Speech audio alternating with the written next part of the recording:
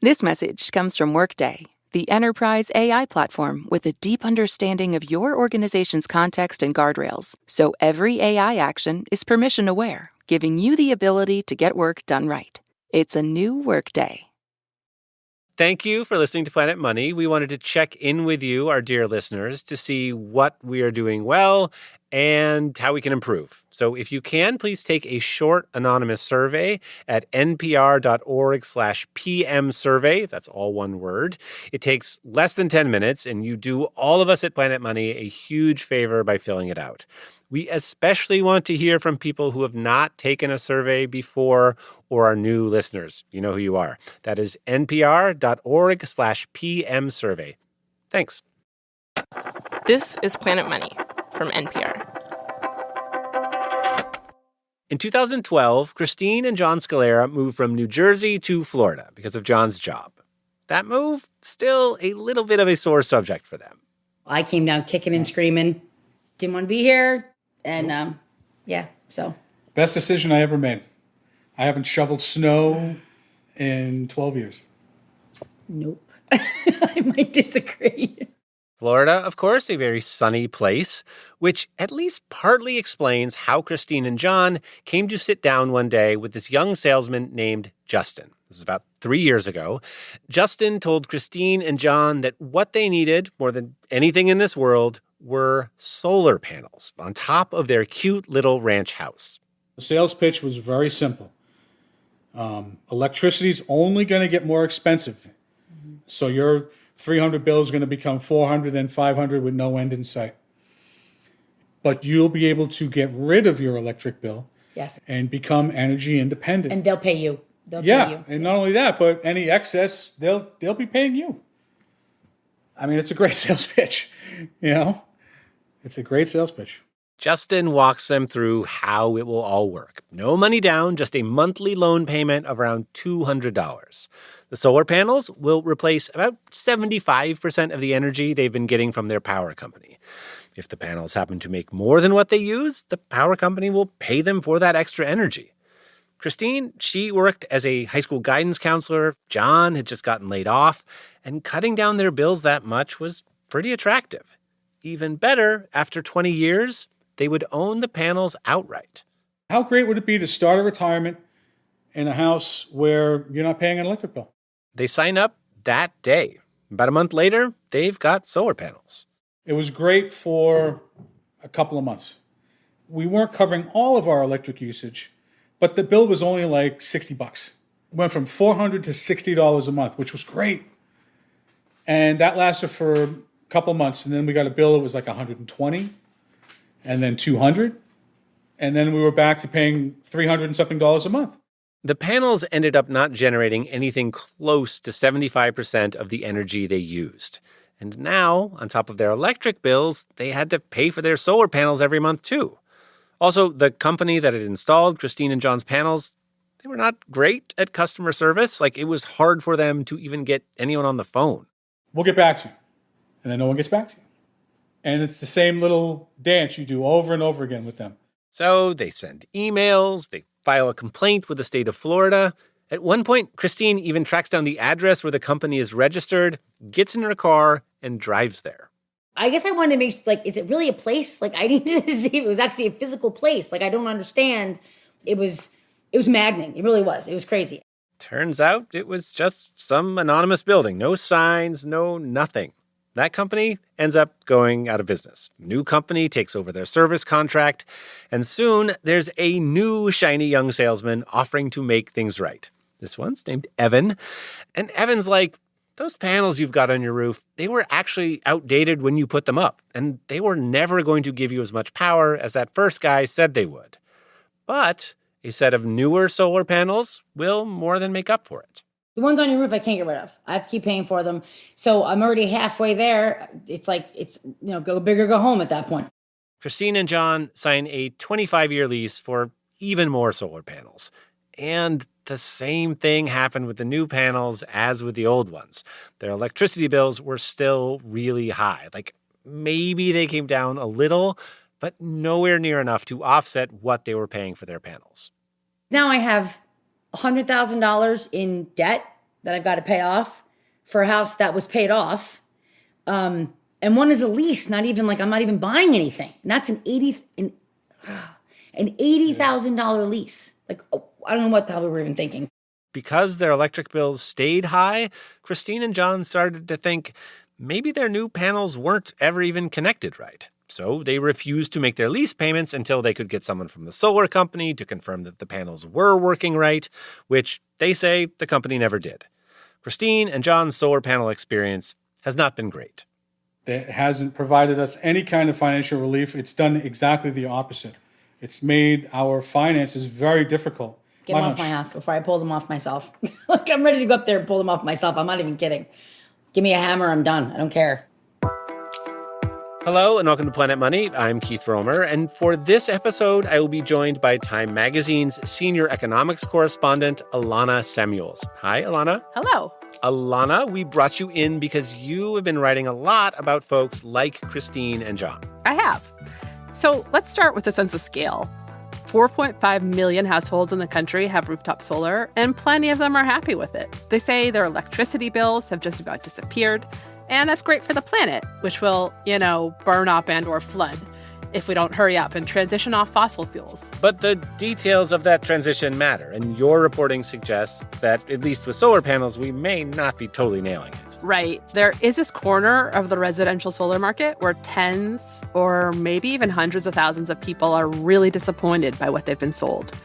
It's more expensive than it should be, and customers say they can't get anyone to fix their panels when they break. So, Alana, you are going to help us try to figure out how we got here, how this series of decisions made by policymakers and residential solar companies over the last 20 years has led to the mess Christine and John and all those other people are in. So today on the show, why this seemingly obvious good idea, putting solar panels on people's homes, sometimes turns out so badly.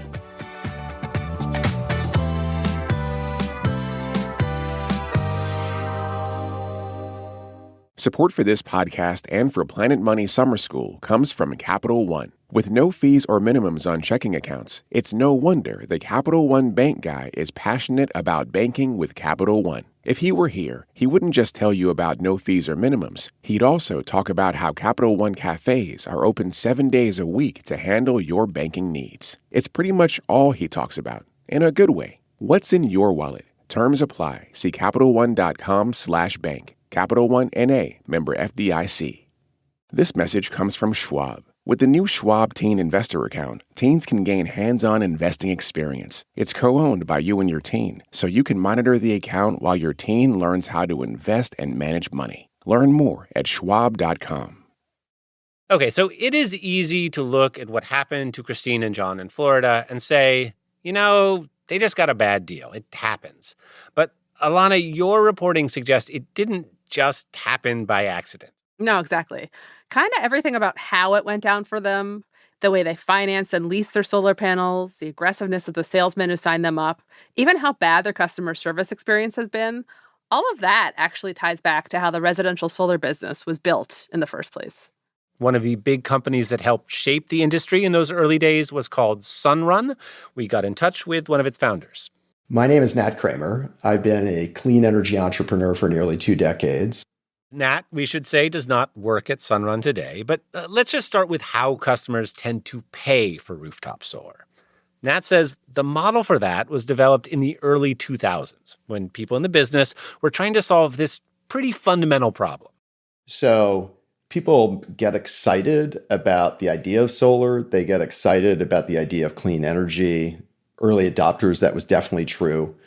But you then say to them, you've got to go invest 50, 40, whatever number thousands of dollars. In other words, pay cash for a solar system. It's like saying pay cash for a car. And there just weren't that many customers ready to pay that kind of money for solar. Right. You see this with a lot of new technologies. You have your early adopters, and then you have to figure out how to pull in everyone else. Nat's solution? Instead of asking homeowners to pay $50,000, his company would come to your house and put panels on your roof. You never had to buy anything. Nat's company would own the panels. All you had to do was agree to buy the electricity those panels generated at some agreed-upon price, which was likely to be lower than what you were paying your utility. This is called a PPA, a power purchase agreement. Sunrun signed its first PPA in California in 2007. And actually, that got featured in a story in USA Today. It has the picture of the homeowners standing on the roof, and there are these redwood trees around, and you're up by Skyline Drive in California.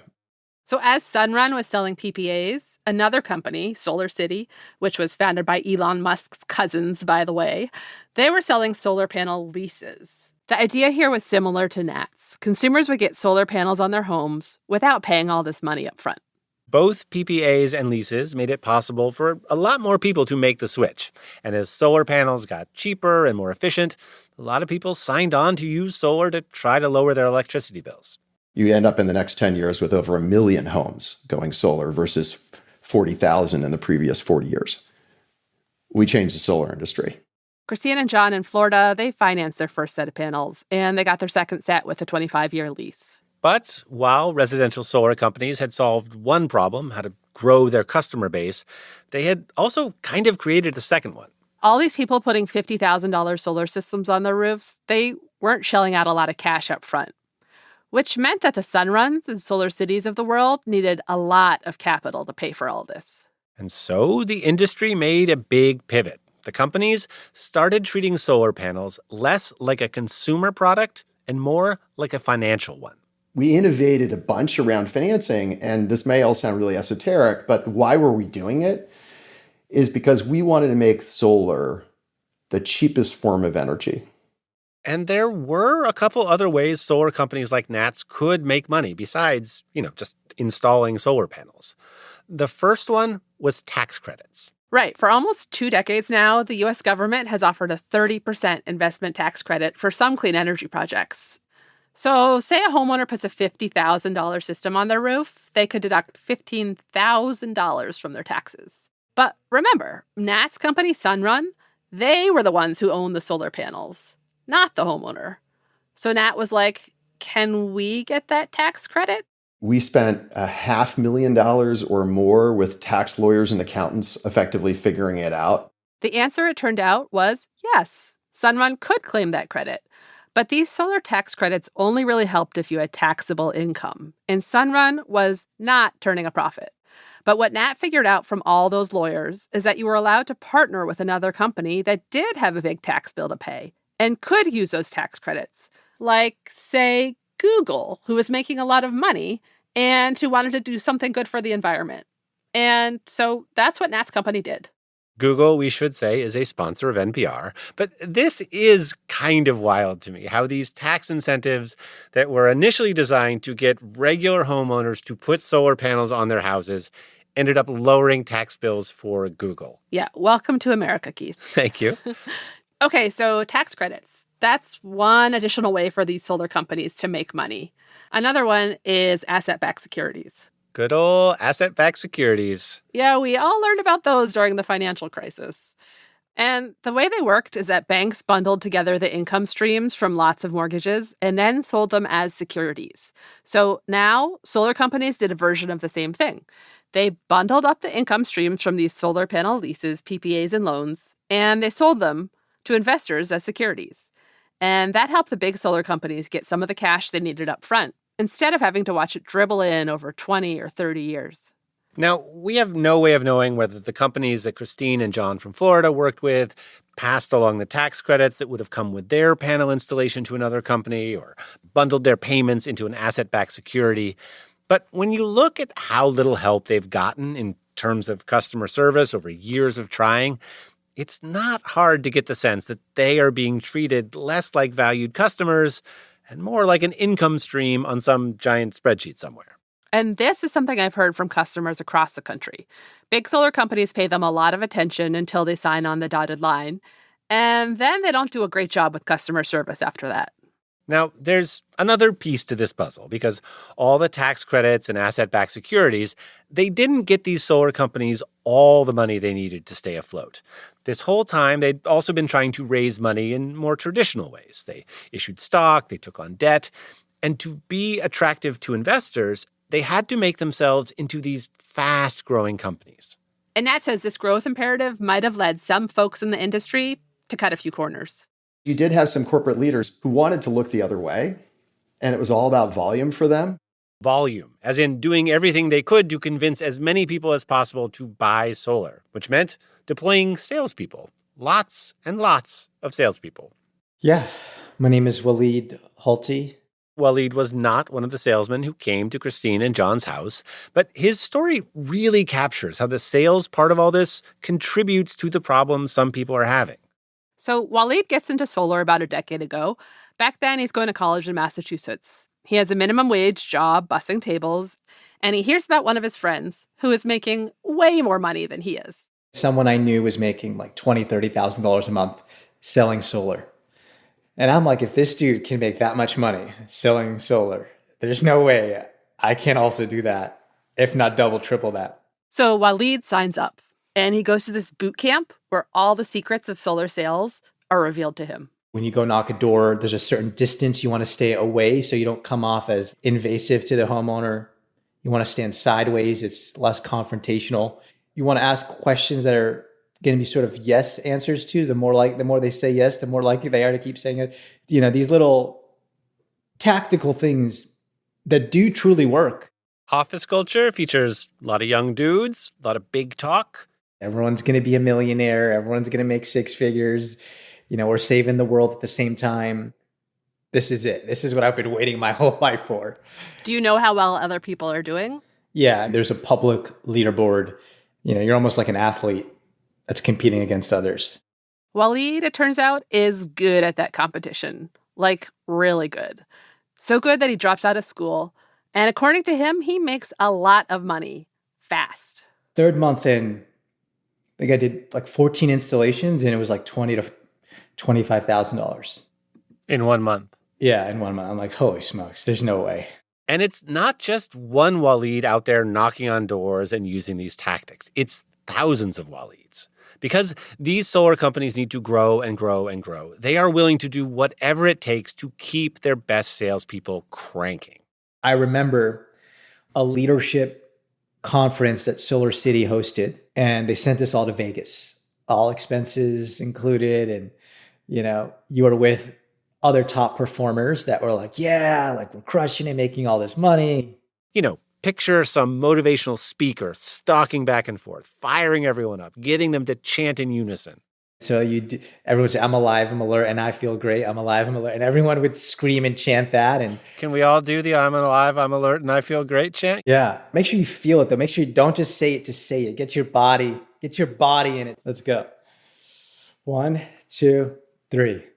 I'm alive, I'm alert, and I feel great. I'm alive, I'm alert, and I feel great. I'm alert, I'm alert. I did it too many times. It is easy to understand why the sales bros felt so great, because they got a lot of latitude from the companies they worked for. Waleed says on each sale, a salesperson would get a floor for how much they have to charge a new customer. You know, maybe $3,000 per kilowatt the solar panels could generate. But if the salesperson could get a new customer to pay $4,000 or $5,000 or $8,000 per kilowatt, they got to pocket the difference. You could sell it for as high as you'd like, as high as the homeowner would say yes to. And you would just get more and more money the higher the price you charge them? That's right. It's almost as if, you know, you got a $20,000 car and the dealership can sell it at $40,000 if they want. What this means is that people like Waleed can earn huge commissions, but homeowners like Christine and John end up paying more than they should. So in addition to the customer service problem, there's also this middleman problem. Is it a good system? Definitely not. No. Waleed makes a lot of money selling solar panels and managing people who sell solar panels. But as he hears more stories about customers who feel stuck in bad deals, he's like, the industry cannot keep going like this. You didn't have to be a genius to figure out, like, there's no way this is going to continue. You can't be making this much money, you know, and selling it at this high of a price and have this much of an unhappy customer experience. So he quits, but he doesn't get out of solar altogether. These days, Waleed runs a tech company called Mona Lee. It's designed to let homeowners get solar with no salespeople. After the break, we try to figure out exactly how viable the residential solar business is for the businesses themselves, and what that means for all the customers like Christine and John who are locked into a long-term relationship with that industry.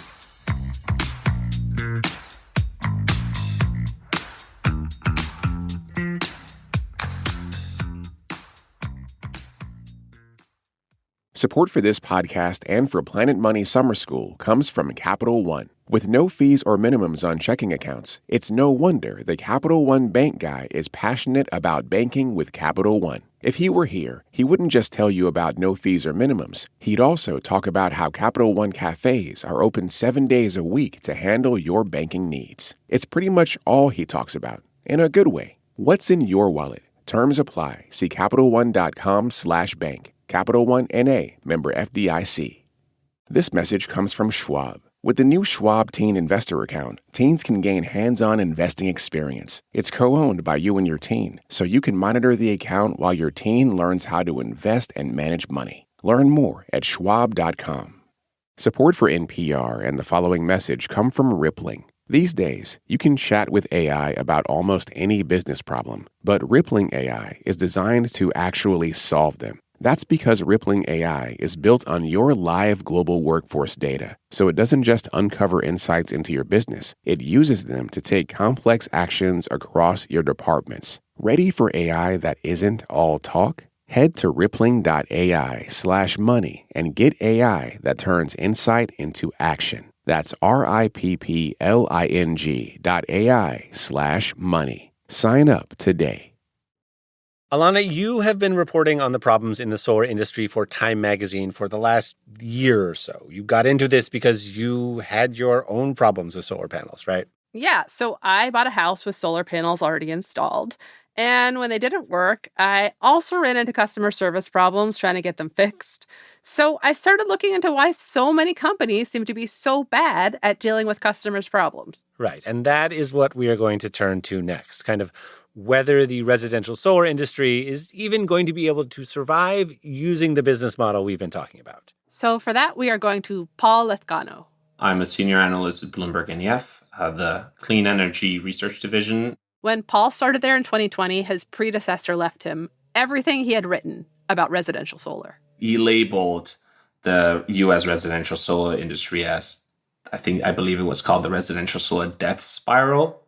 And then as I read those reports, basically day one in the office, I realized how broken the system is and how broken the industry is. Paul says the basic problem is that imperative to grow we talked about before. That has not gone away. Running a national solar business still requires bringing a lot of capital in the door. And to keep attracting investor money, the solar companies have to keep expanding their customer base. As you scale that business, as you try to get the additional customer, you're essentially spending more money in getting that new customer than the profits that you're making overall as a company. And Paul says these companies have ended up really far away from the nuts and bolts of installing solar systems. Your company is not a solar company. Your company is essentially a sales and a financial engineering company that just happens to install solar panels. And like we mentioned before, that can have a huge impact on how much customers end up paying. So am I correct in understanding if there wasn't so much sales and marketing, solar could be a lot less expensive in the US? Yeah, that's exactly right.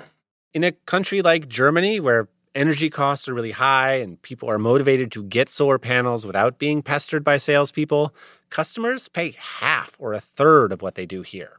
Another thing about Germany, most of the installers are local. They don't spend a lot on marketing. Instead, they get customers based on their reputations. So better customer service, and because of fewer middlemen, better prices. We should say that the same thing is true in the US. There are plenty of successful, smaller local companies who haven't run into these problems of trying to scale. But when Paul looks at the landscape for big national residential solar companies in the US, he's not super optimistic. So what happens to the big companies that have scaled, like Sunrun and Sunnova? Where do you see them going? Well, I got to be careful with how I answer that question because as an analyst, I cannot say anything that makes any inference in publicly in whether I think a company is going to fail or not. What I can say is that the big national listed solar installers have barely made any profit, if anything, since their existence. Blink twice if you think Sunnova is going to go bankrupt. You don't have to say anything. I have never seen someone go so still as when I asked Paul that question. Not a muscle on his face moved, which, to be clear, means officially no comment. But we can say this. The share prices of Sunnova and Sunrun, two of the biggest residential solar companies in the U.S., they are down about 85% from their peak. And a lot of other solar companies have gone bankrupt. Paul says all this dysfunction kind of can't help trickling down to customers. The way residential solar systems are being sold in the US today is fundamentally broken. And it's really easy for many of those sales to result in, let's not call it a scam, but not meeting expectations. Paul guesstimates that 5% of customers could be getting a bad deal. That's more than 200,000 households who are either not saving as much money as they were promised or who are stuck with systems that don't work. And lots of other folks are paying more than they would have if the industry was set up better. Two of those unhappy customers are Christine and John, the couple from Florida. They are still paying off their first set of pretty worthless solar panels, but they are taking a different approach with Sunnova, the company that leased them the second set. I pay the first people because, whatever, that's $200 and something a month, but I haven't paid Sunnova a dime. I think I was trying to find the last invoice was like $1,700 or $1,800, and I've given them nothing. A spokesman from Sunnova told me this morning that actually the panels were turned on for 4 months, and then Sunnova switched them off because Christine and John were not making their payments, which came as a surprise to Christine and John, who say they hadn't known whether the panels were ever switched on in the first place. And when I looked over their old electric bills, you could see that, yes, for the 4 months the panels were on, they had used about half as much electricity from their power company as the previous year. But they had been promised these new panels would replace all of their power. And if nothing else, not sharing this information about turning them on, turning them off, until some reporter from NPR asks you, is probably not a sign of great customer service.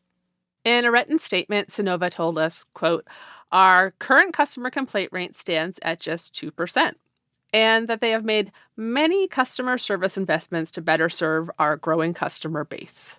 Christine is clearly done with all of this, but John, there's still this part of him that can imagine this all working out. The panels getting fixed, their electricity bills dropping to basically zero. Look, the idea is still sound. I believe in renewable energy. I think that at some point, every house is going to have solar panels. They're going to have to. They're all a bunch of crooks. I'm sorry. They're all a bunch of crooks. Okay, Those are not mutually exclusive statements. According to the lease agreement they signed with Sunnova, their only recourse is to file for arbitration and hope they get a ruling that goes their way. Christine and John just got their latest bill from the power company. It was for $382. Pretty much the exact same thing they were paying before they ever got solar panels in the first place.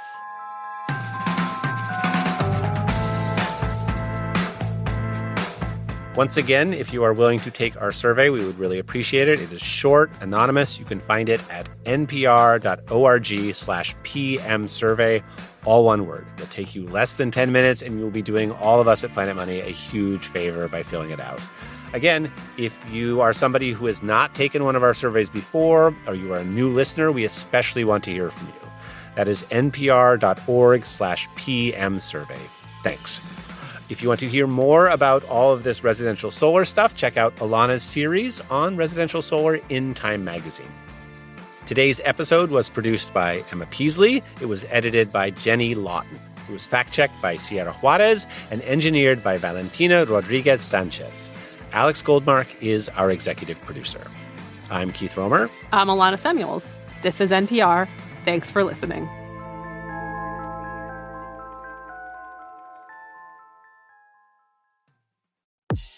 The knockout phase of the World Cup is underway. At every stage, the excitement level goes up and up and up. Creating core memories with strangers in a foreign land. This is what it's really about. Coverage of the highs and lows from the NPR network continues. Find the World Cup tab in the NPR app for more.